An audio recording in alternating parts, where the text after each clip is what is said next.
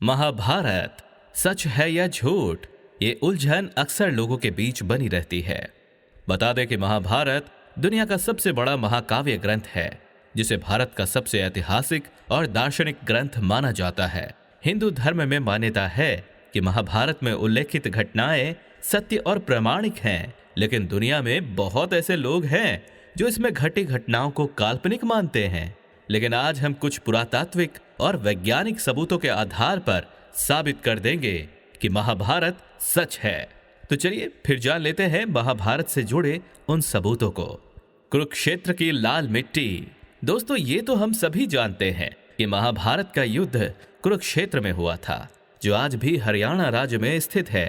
कहा जाता है कि उस समय तबाही ला देने वाले युद्ध में बहे खून की वजह से वहां की धरती लाल हो गई थी। पुरातात्विक विशेषज्ञों ने माना है कि महाभारत की घटना सच में घटी थी, लेकिन उस जगह पर लोहे से बने तीरों और भालों को जमीन में गड़ा पाया गया है, जिनकी जांच पड़ताल करने पर उन्हें 2800 ईस्वी पूर्व का बताया गया है, जो कि लगभग महाभारत के समय काल के ही बने हुए हैं। अर्जुन का चक्रव्यूह। आपने महाभारत में अर्जुन के चक्रव्यूह के बारे में तो सुना ही होगा, लेकिन क्या आप जानते हैं इस चक्रव्यूह का एक जिंदा सबूत आज भी मौजूद है। जी हाँ, हिमाचल प्रदेश के हमीरपुर जिले के 16 सिंगी धार के नीचे बसा राज्य नौड़ गांव एक ऐतिहासिक स्थल के नाम से मशहूर है। यहाँ पर पांडव अज्ञातवास के दौरान रुके थे। इसी समय अर्जुन ने यहाँ पर चक्रव्यूह का ज्ञान प्राप्त करके उसे पत्थर पर उकेरा था, जो आज भी वहां मौजूद है। इसी चक्रव्यूह को ध्यान से देखा जाए तो उसमें अंदर जाने का रास्ता तो साफ दिखाई देता है, लेकिन बाहर जाने का रास्ता पता नहीं चलता। इस जगह को पिपलू किला के नाम से जाना जाता है, जो आज भी मौजूद है। ब्रह्मास्त्र और आज के न्यूक्लियर वेपन। महाभारत में आपने ब्रह्मास्त्र के नाम के भयानक अस्त्र के बारे में सुना ही होगा। यह अस्त्र धर्म और सत्य को बनाए रखने के लिए ब्रह्मा द्वारा बनाया गया एक बहुत ही विनाशकारी परमाणु हथियार था, जिसे केवल दूसरा ब्रह्मास्त्र ही रोक सकता था। जो इसे छोड़ता है वही इसको वापस लेने की क्षमता भी रखता है।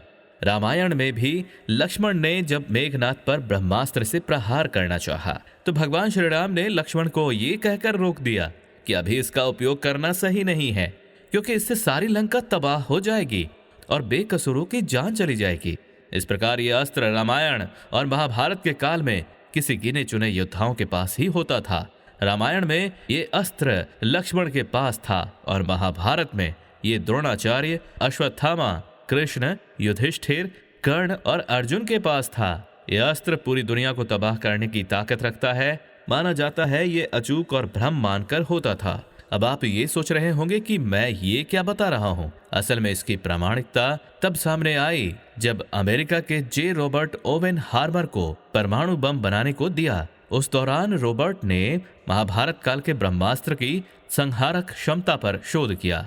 1939 से 1945 के बीच अमेरिका के वैज्ञानिकों की एक टीम ने इस पर काम करना शुरू किया और 16 जुलाई 1945 को इसका पहला परीक्षण किया और धमाके का परिणाम कुछ वैसा ही हुआ जैसा पौराणिक ग्रंथों में ब्रह्मास्त्र के बारे में बताया गया था। इस परीक्षण के बाद रॉबर्ट गीता का श्लोक पढ़ते हुए रोने लगे थे, जिन्होंने आज के परमाणु बम का आविष्कार किया।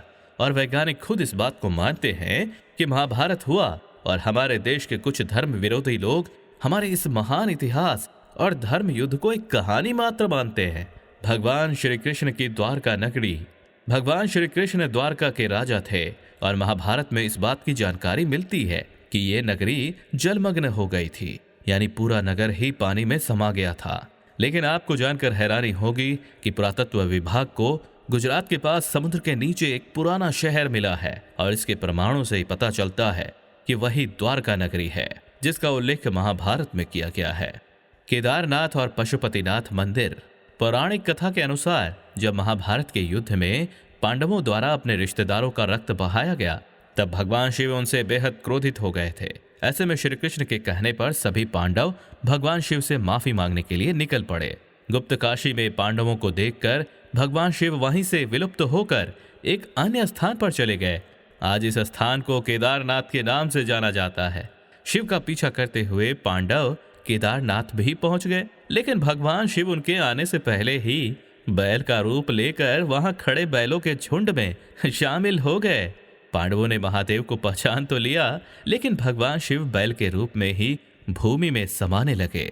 इसी पर भीम ने अपनी ताकत के बल पर बैल रूपी महादेव को गर्दन से पकड़कर धरती में समाने से रोक दिया। अब भगवान शिव को अपने असल रूप में आना ही पड़ा और फिर उन्होंने पांडवों को क्षमादान दे दिया। लेकिन भगवान शिव का मुख तो बाहर था, लेकिन उनका देह केदारनाथ वहां क्या था? बता दें कि इसके बाद जहां उनका देह पहुंचा वो स्थान केदारनाथ और उनके मुख वाला स्थान पशुपतिनाथ के नाम से प्रसिद्ध हुआ। ये दोनों मंदिर आज भी वहां मौजूद हैं, और अगर ये मंदिर हैं तो फिर महाभारत भी हुआ था। लाक्षागृह। महाभारत काल में लाक्षागृह की भी महत्वपूर्ण भूमिका मानी गई है, क्योंकि कौरवों ने पांडवों के लिए लाक्षागृह बनवाया था, जिसमें उन्हें जलाने की साजिश रची गई थी। लेकिन सुरंग के माध्यम से पांडव निकलकर बाहर आ गए। कहते हैं कि आज भी ये सुरंग उत्तर प्रदेश के बरनवा नामक स्थान पर मौजूद है। महारथी कर्ण का अंगराज्य। कुंती के सबसे बड़े बेटे दानवीर कर्ण अंग देश के राजा थे, जो उनको दुर्योधन द्वारा उपहार स्वरूप भेंट किया गया था। उस समय का अंग देश आज उत्तर प्रदेश के गोंडा जिले के नाम से जाना जाता है। साथ ही जरासंध द्वारा अपने राज्य के कुछ हिस्सों को कर्ण को दिए जाने की बात भी कही जाती है। इन स्थानों में कितनी सच्चाई है, इसका अंदाजा आप इसी बात से लगा सकते हैं कि इन राज्यों का स्थान आज भी वही है जहां कल था, और इन्हें चाहकर भी बदला नहीं जा सकता है। भगवत गीता। हिंदू धर्म में प्रमुख ग्रंथ के तौर पर भगवत गीता को देखा जाता है। आपने अगर कभी गीता पढ़ी होगी तो आप ये बात अच्छी तरह से जानते होंगे कि गीता के वचन कोई सामान्य व्यक्ति नहीं लिख सकता है। ये बात तो सभी जानते हैं कि गीता के वचनों को श्री कृष्ण ने महाभारत में अर्जुन को सुनाया था, और अर्जुन थे तो फिर पांडव, और पांडव थे तो फिर महाभारत भी हुआ था। दोस्तों, वैज्ञानिक खुद इस बात को मानते हैं कि महाभारत हुआ, और वहीं हमारे देश के कुछ धर्म विरोधी लोग हमारे महान इतिहास और धर्म ग्रंथ को एक कहानी मात्र मानते हैं। ये सबूत उन तमाम लोगों के लिए है जो महज इसे कहानी मानते हैं।